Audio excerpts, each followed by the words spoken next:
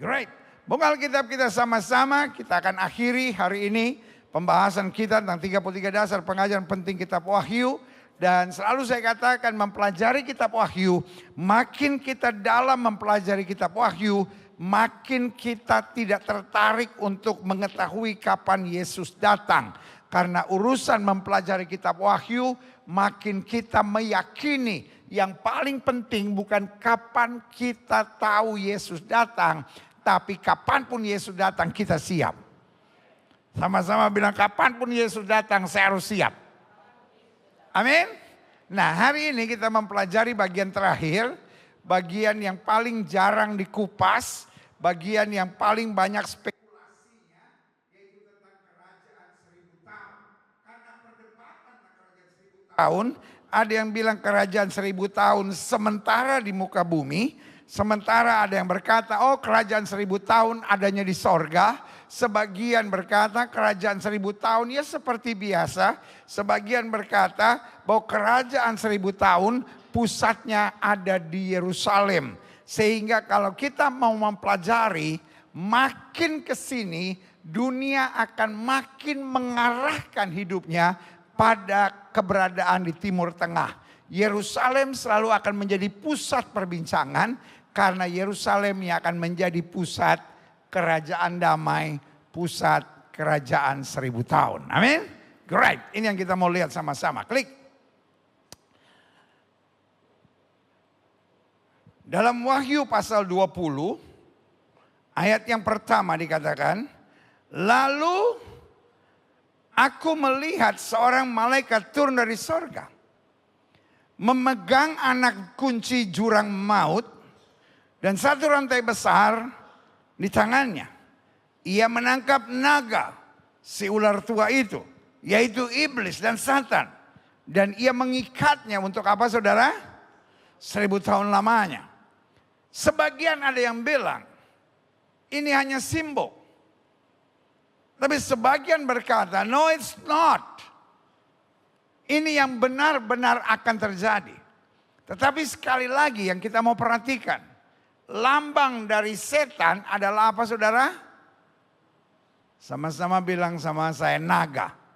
Karena jelas ayat itu bilang, ia menangkap naga, si ular tua itu.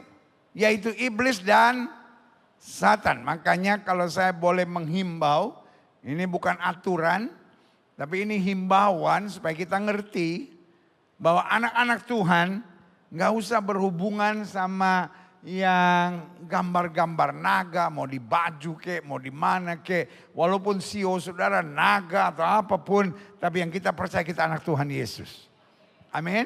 Tapi itu juga bukan berarti kalau kita pergi ke rumah orang, ada naganya lalu kita bilang, setan nih, setan nih, setan nih. Nanti teman saudara tanya, kenapa? Gilbert bilang, gua lagi yang kena. Ya kan? Tapi maksud saya, kita nggak harus urus orang, tapi kita harus urus diri kita sendiri. Amin. Tetapi kalau orang itu kemudian menanyakan, lalu kita mau mempertahankan iman kita, silakan. Tapi jangan agresifly nyerang orang gitu. Karena kita nggak bisa paksakan iman kita kepada orang lain. Setuju saudara? Tetapi kita pertahankan iman kita dalam kondisi apapun. Sama-sama bilang saya harus jadi berkat. Amin.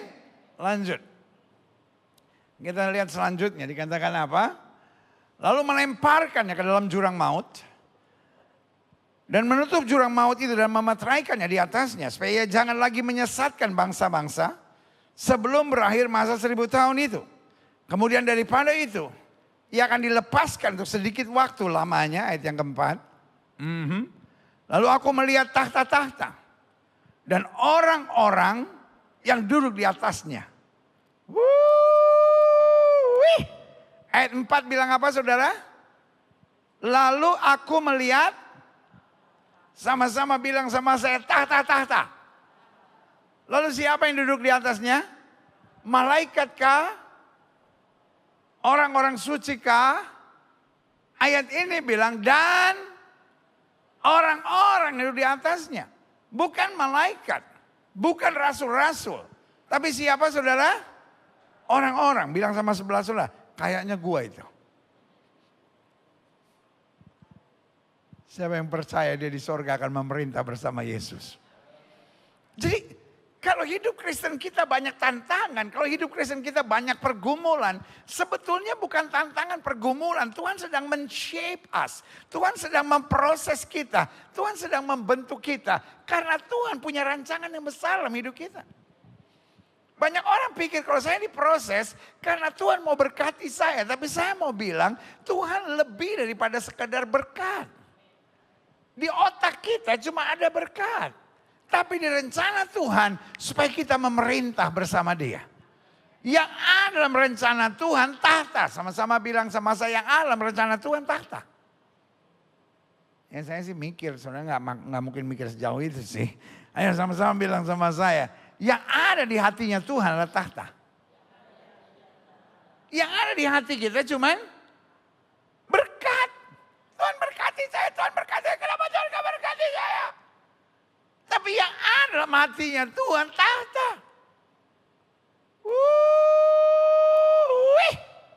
Sama-sama bilang yang ada di hati Tuhan adalah tahta. Saudara-saudara yang di rumah ketika live chat saudara. Yang ada di hatinya Tuhan adalah tahta. Saya mau yang ada di hati Tuhan ada di hati kita. Buat Tuhan terlalu gampang berkati anak-anaknya. Sama-sama bilang sama saya, buat Tuhan terlalu gampang memberkati anak-anaknya. Yang susah adalah mempersiapkan kita untuk duduk di tahta. Makanya ayat ini bilang, lalu aku melihat tahta-tahta. Dan orang-orang yang duduk di atasnya. Kepada mereka diserahkan kuasa untuk menghakimi. Aku juga melihat jiwa-jiwa mereka. Yang telah dipenggal kepalanya karena kesaksian tentang Yesus dan karena firman Allah. Yang tidak menyembah binatang itu dan patungnya. Dan yang tidak juga menerima tandanya pada dahi dan tangan mereka. Artinya apa? Mereka orang yang kuat, mereka adalah orang yang tekun, mereka adalah orang yang tangguh, mereka adalah orang yang setia. Amin. Siapa mereka saudara? Orang yang kuat. Orang yang apa saudara? Tangguh. Orang yang apa saudara? Tekun. Orang yang apa? Setia. Orang yang apa? Orang yang punya prinsip. Tidak tergoyahkan. Itu sebabnya pertanyaan saya. Orang-orang yang saya tadi jelaskan. Kira-kira ada masalah enggak? Bukan hanya ada masalah. Ada tekanan, ada tantangan, ada bujukan. Ada masa-masa yang sukar. Tapi ada Tuhan yang menjamin. Dia tidak akan pernah mempermalukan kita. Berikan tepuk tangan yang meriah buat Tuhan. Dan mereka kata Alkitab. Hidup kembali.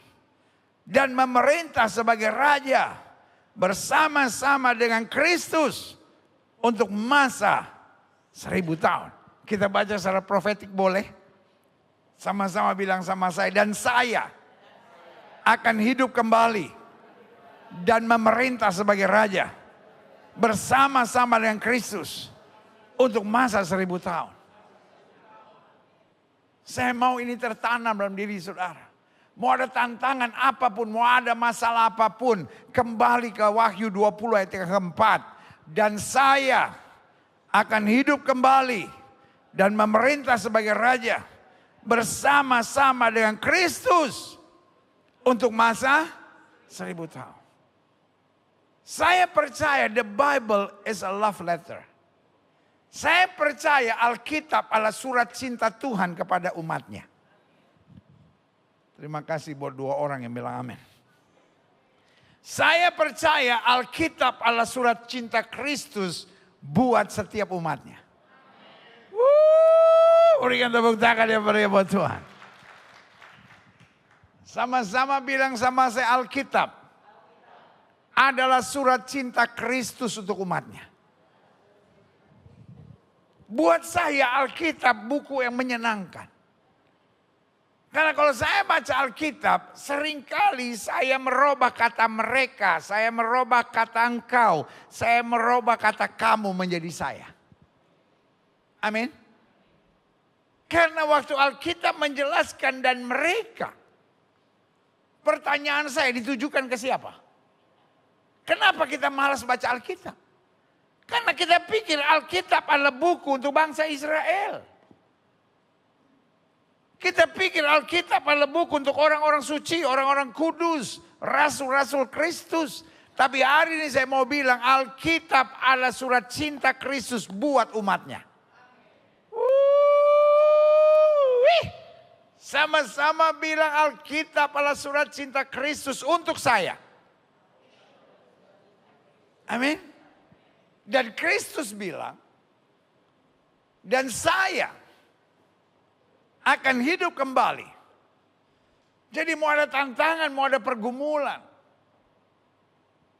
Mau tinggal di rumah kontrakan, udah 2 bulan gak bayar. Tapi ayat ini bilang harinya akan tiba. Saya akan hidup kembali. Dan memerintah sebagai raja. Yang kita pikirin cuma diberkati. Oh nanti saya akan hidup kembali. Punya rumah kontrakan 8 pintu. Ayah darah Yesus. Tuhan enggak secetek itu rencanakan berkat buat kita. Tapi yang Tuhan rencanakan, kita akan memerintah sebagai raja bersama-sama dengan Kristus untuk masa 1000 tahun. Tetapi orang-orang mati yang lain, maksudnya yang tidak percaya, tidak bangkit sebelum berakhir masa yang 1000 tahun itu. Inilah kebangkitan pertama. Jadi kalau ada kebangkitan pertama berarti ada kebangkitan kedua. Klik. Berbahagia dan kuduslah ia. Sama-sama baca secara profetik. Berbahagia dan kuduslah saya. Yang mendapat bagian dalam kebangkitan pertama itu. Saya berdoa jemaat Gereja Bethel Indonesia Global Fellowship Center mendapat kepastian kebangkitan pada kebangkitan yang pertama. Amin. Karena kematian yang kedua tidak berkuasa lagi atas mereka. Tetapi mereka yang alam kebangkitan pertama akan menjadi imam-imam Allah dan Kristus. Dan mereka akan memerintah sebagai raja bersama-sama dengan dia 1000 tahun lamanya. Sama-sama bilang sama saya, kematian yang kedua tidak berkuasa lagi atas saya. Karena saya akan menjadi imam-imam Allah dan Kristus. Dan saya akan memerintah sebagai raja bersama-sama dengan Kristus 1000 tahun lamanya. Berikan tepuk tangan yang meriah buat Tuhan. Natal tahun ini bukan sekedar mengingatkan kita ada bayi yang lahir 2000 tahun yang lalu. Tapi saya mau Natal tahun ini mempersiapkan kita untuk one day dia akan datang kembali. When? I don't know. And I don't like to know. Saya tidak tahu dan saya tidak tertarik untuk mengetahuinya. Pokoknya that day, hari yang besar itu, waktu dia datang kembali, dia menjemput kita untuk kita hidup dalam kemuliaannya. Berikan tepuk tangan yang meriah buat Tuhan. Jadi kita bukan sekedar orang Kristen yang cuma bilang saya diberkati karena kita adalah orang-orang yang diberkati. Amin. Kalaupun Tuhan belum memberikan seperti yang kita harapkan, karena ada sesuatu yang spesial yang dia sedang persiapkan buat kita.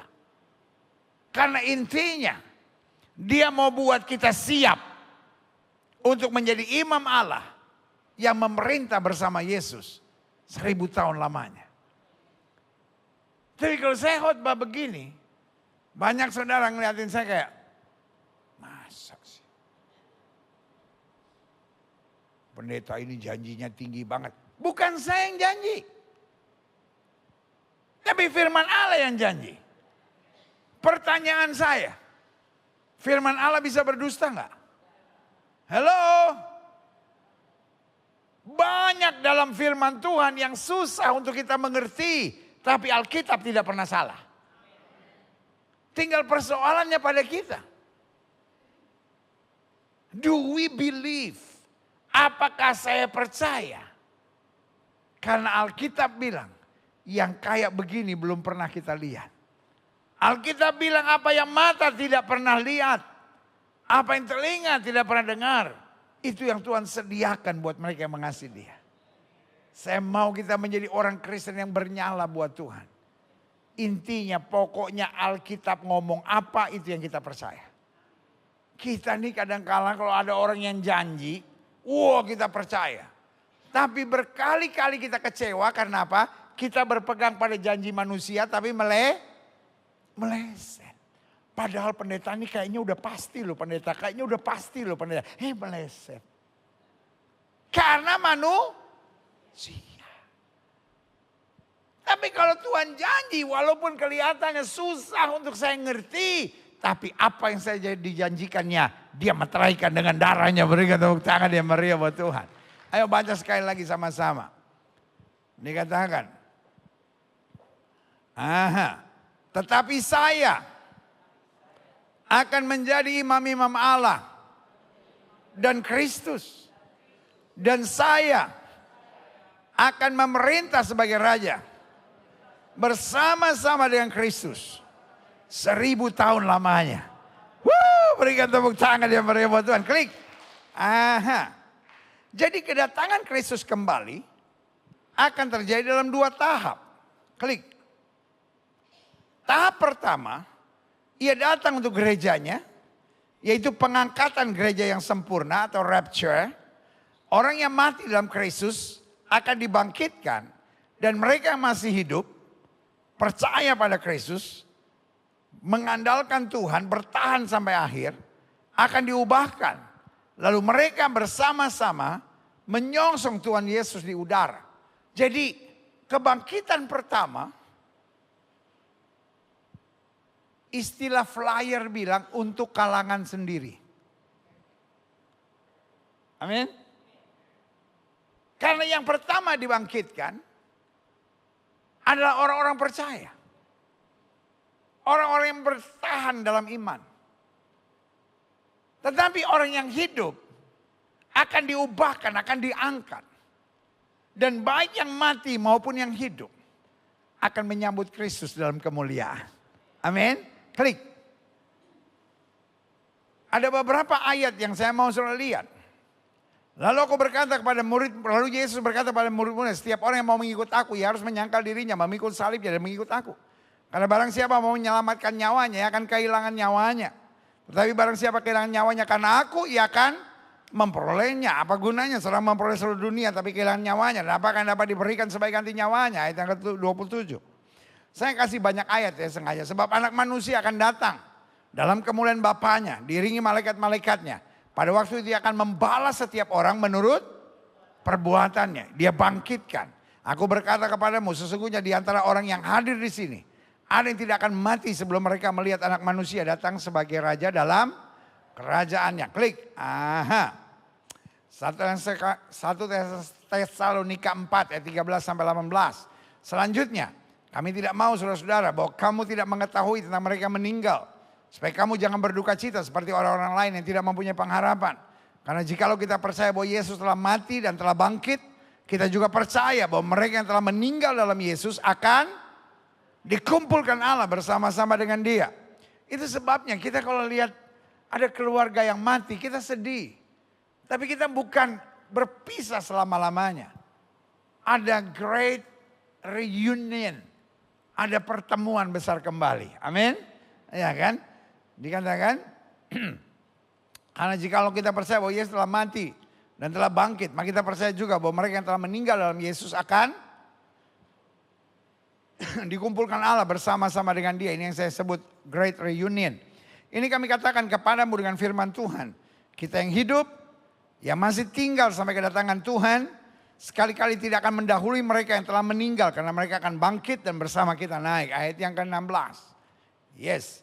Sebab pada waktu tanda diberi, yaitu pada waktu penghulu malaikat berseru dan sangkakala Allah berbunyi, maka Tuhan sendiri akan turun dari sorga. Dan mereka yang mati dalam Kristus akan lebih dahulu bangkit. Sesudah itu, kita yang hidup, yang masih tinggal, akan diangkat bersama-sama dengan mereka dalam awan menyongsong Tuhan di angkasa.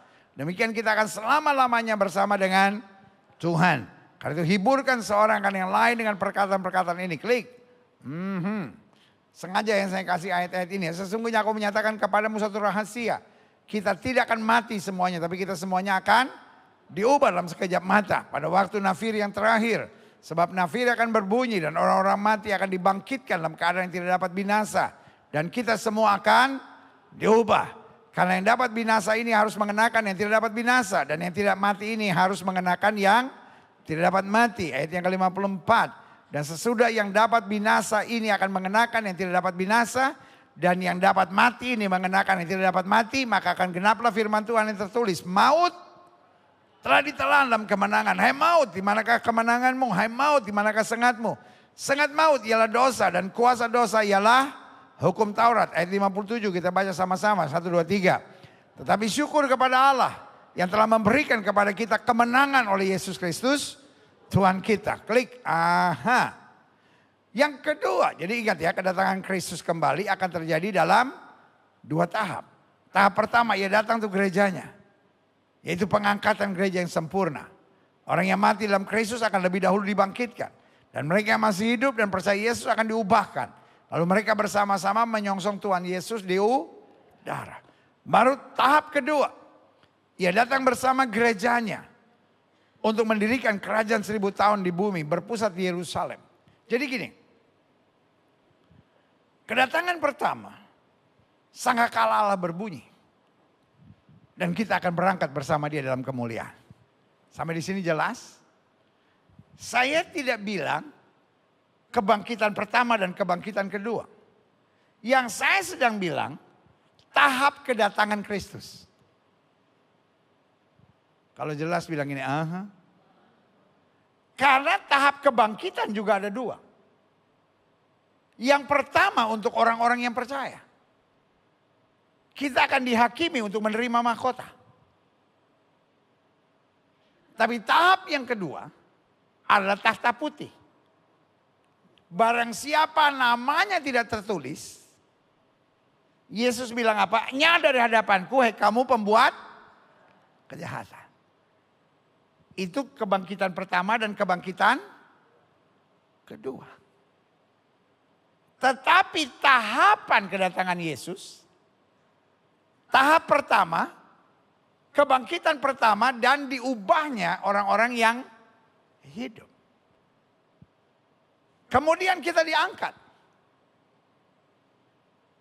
Waktu diangkat, apa yang terjadi di sorga? Ada 2. Yang pertama, pemberian mahkota. Saya pernah bahas ada 7 mahkota.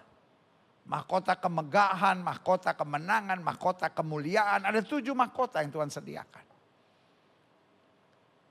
Tapi yang kedua, ada pesta perjamuan kawin anak domba. Itulah yang indahnya iman Kristen. Segala sesuatunya very clear. Gak ada pesta seks di sorga. Ada bidadari, bidadoro, bidaduru. Gak ada. Karena yang ada kemuliaan Tuhan.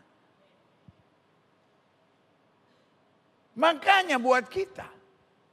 Akhir zaman bukan menakutkan. Orang dunia bilang, hati-hati lo mau kiamat, lo mau kiamat lo. Tahun 70-an.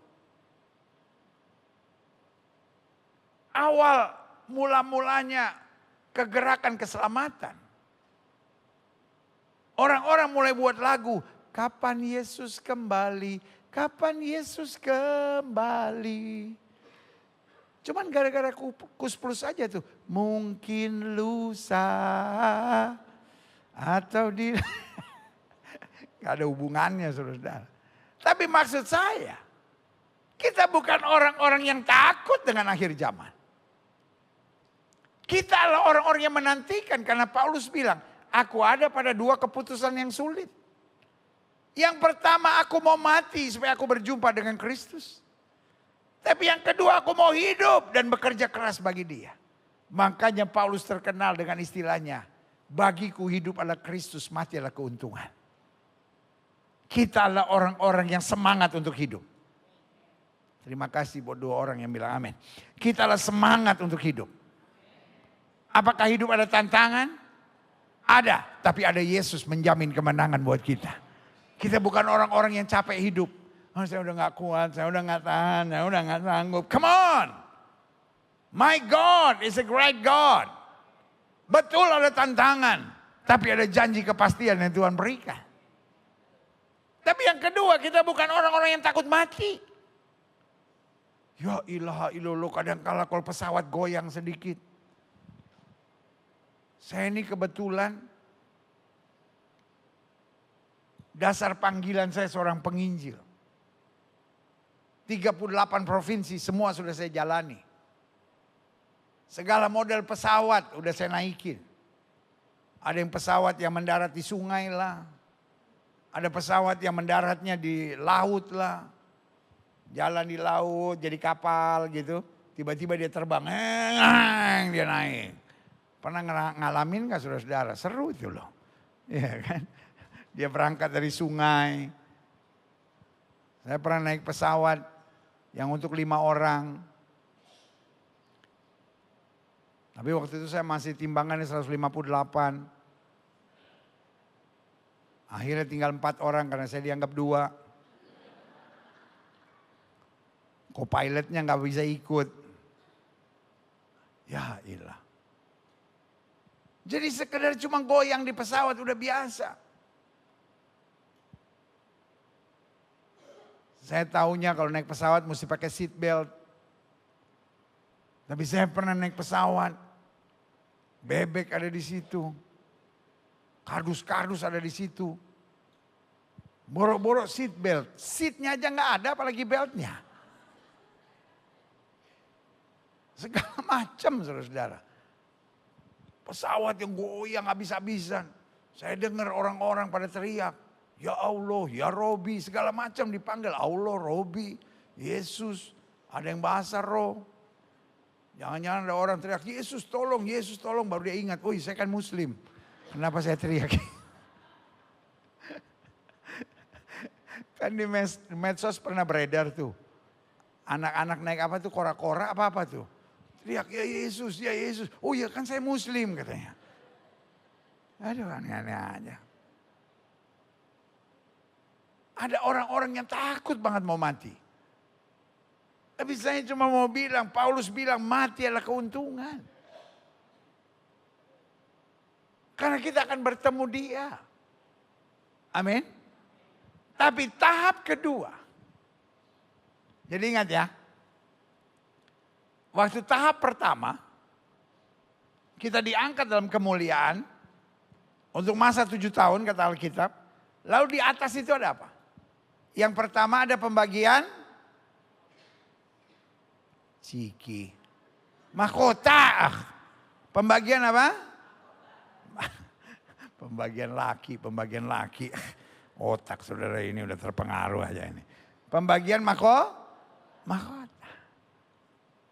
Tapi yang kedua ada pesta perjamuan kawin anak domba. Kita semua dalam kegirangan memuji menyembah dia. Lalu pertanyaan kita, ketika di atas ada pesta perjamuan kawin, di bawah ada apa? Ada aniaya besar. Yang Alkitab bilang ada masa aniaya 7 tahun. Gereja kita, Gereja Bethel Indonesia, tidak percaya pada mid-tribulation dan post-tribulation. Kita percaya pada pre-tribulation. Sebelum masa aniaya, orang benar akan diangkat. Berikan tepuk tangan ya, betul.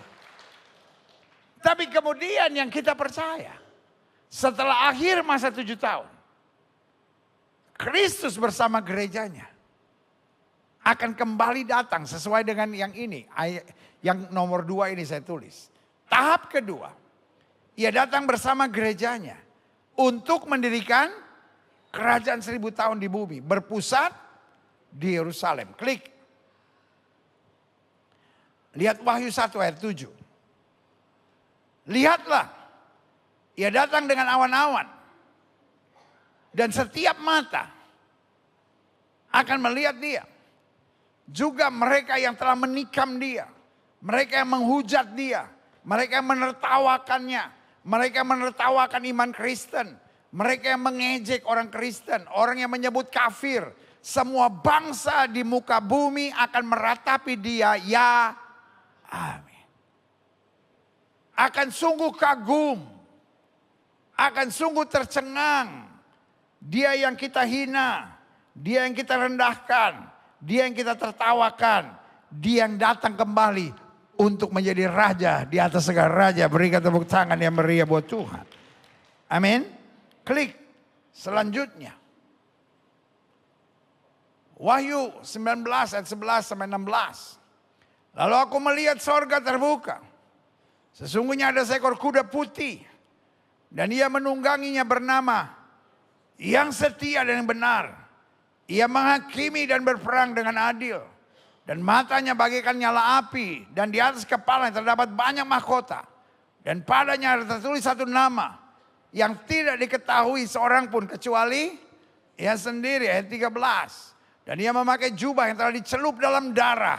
Dan namanya ialah firman Allah. Dan semua pasukan yang di sorga. Haleluya. Sama-sama bilang termasuk saya. Sama-sama bilang termasuk saya. Mereka. Sama-sama baca sama saya. Saya menunggang kuda putih. Dan memakai kain lenan halus. Yang putih bersih. Amin. Jadi saudaraku yang kasih dalam Tuhan. Saya percaya hidup Kristen dahsyat. Sama-sama bilang sama saya hidup Kristen dahsyat. Jadi kalau ada tantangan, ada pergumulan, boleh gak kita ingat. Wahyu 20 ayat 4. Ada tahta-tahta. Dan ada orang-orang yang di atasnya. Siapa orang-orang itu? Yang telah dicelup oleh darah. Dan hidup dalam firman Allah. Amin saudara.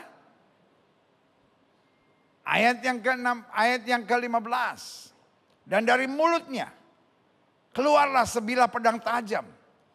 Ia akan memukul segala bangsa. Dan ia akan menggembalakan mereka dengan gada besi. Ia akan memeras anggur dalam kilangan anggur. Yaitu kegeraman murka Allah yang maha kuasa. Dan pada jubahnya dan pahanya tertulis satu nama. Raja, segala raja, dan Tuhan di atas segala Tuhan. Apapun yang terjadi, tetap setia pada Yesus. Klik. Wahyu 20 ayat 1 sampai 6. Sengaja yang saya tampilkan hanya ayat-ayat firman Tuhan. Saya mau ini tertanam dalam roh saudara. Saya nggak mau ngajar saudara. Saya cuma mau saudara masuk dalam kebenaran firman. Lalu aku melihat seorang malaikat turun dari sorga. Memegang anak kunci jurang maut. Dan satu rantai besar di tangannya. Ia menangkap naga si ular tua itu. Yaitu iblis dan Satan. Ia mengikatnya 1000 tahun lamanya. Lalu melemparkannya ke dalam jurang maut. Menutup jurang maut itu dan memeteraikan di atasnya. Supaya ia jangan menyesatkan bangsa-bangsa. Sebelum berakhir masa 1000 tahun itu. Kemudian daripada itu akan dilepaskan untuk sedikit waktu lamanya. Ayat yang ketiga. Yes. Lalu melemparkan ke dalam jurang maut. Dan menutup jurang maut itu dan memeteraikan ke atasnya. Supaya jangan lagi menyesatkan bangsa-bangsa. Sebelum berakhir masa 1000 tahun itu. Kemudian daripada itu akan dilepaskan untuk sedikit waktu lamanya. Lalu aku melihat takhta-takhta dan orang-orang yang duduk di atasnya. Kepada mereka diserahkan apa saudara? Kuasa untuk menghakimi. Taruh tangan kanan saudara di dada sama-sama bilang. Ada masanya.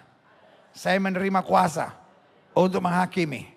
Aku juga melihat jiwa-jiwa mereka yang telah dipenggal kepalanya karena kesaksian tentang Yesus. Karena firman Allah. Yang tidak menyembah binatang itu dan patungnya. Dan yang tidak juga menerima tandanya pada dahi dan tangan mereka. Dan mereka hidup kembali dan memerintah sebagai raja. Bersama-sama dengan Kristus untuk masa 1000 tahun. Ayat yang kelima. Tapi orang-orang mati yang lain tidak bangkit sebelum berakhir masa yang 1000 tahun itu. Itulah kebangkitan pertama. Berbahagia dan kuduslah ia mendapat bagian dalam kebangkitan pertama itu. Kematian yang kedua tidak berkuasa lagi atas mereka. Tapi mereka akan menjadi imam-imam Allah dan Kristus. Dan mereka akan memerintah sebagai raja bersama-sama dengan dia 1000 tahun lamanya. Perhatikan dua kata ini. Berbahagia dan kuduslah ia. Sama-sama bilang sama saya, berbahagia dan kuduslah saya. Artinya apa? Saya tidak akan pernah menyesal. Bahwa saya melewati tantangan tapi saya tetap setia. Karena kita kadang-kala cuma mikir, saya harus setia sama Tuhan supaya saya diberkati. Saya harus setia melayani supaya saya diberkati. Saya harus setia bayar perpuluhan supaya saya diberkati. Saya harus setia bersaksi supaya saya diberkati. Otak kita masih dalam taraf diberkati. Tapi Tuhan sedang alam hati mempersiapkan kita memerintah sebagai raja dalam kemuliaannya. Berikan tepuk tangan yang meriah buat Tuhan. Selanjutnya, saya undang pemain musik maju ke depan. Yudas 1 ayat 14. Juga tentang mereka, Henokh, keturunan ketujuh dari Adam, telah bernubuat katanya, sesungguhnya Tuhan datang dengan beribu-ribu orang kudusnya. Jadi sekarang saya simpulkan. Kedatangan Kristus ada 2 tahap. Tahap pertama, dia datang di awan kemuliaan. Dan pada saat dia datang di awan kemuliaan, yang pertama bangkit, orang yang mati dalam Tuhan. Itu yang saya bilang the great reunion. Seorang suami akan bertemu lagi dengan istrinya. Seorang mama akan bertemu lagi dengan anak-anaknya. Seorang papa akan berjumpa lagi dengan anak-anaknya. Papa yang lumpuh tidak lumpuh lagi. Mama yang cancer tidak cancer lagi. Karena sekarang bukan tubuh jasmani yang kita lihat. Tubuh jasmani akan mati. Tetapi ia hidup, kata Alkitab, seperti pasukan malaikat di sorga. Lalu kita yang masih hidup, kita akan diubahkan. Kita semua manusia roh yang akan berangkat dalam kemuliaan. Selama 7 tahun, dimulai dengan yang pertama, ada pengadilan Kristus. Di mana setiap kita akan menerima mahkota dari 7 mahkota yang Tuhan sediakan. Selanjutnya akan ada pesta perjamuan kawin anak domba untuk masa 7 tahun. Dan kemudian Alkitab berkata apa? Tentang mereka, Henokh keturunan ketujuh dari Adam, telah bernubuat katanya, sesungguhnya Tuhan datang dengan beribu-ribu orang kudusnya.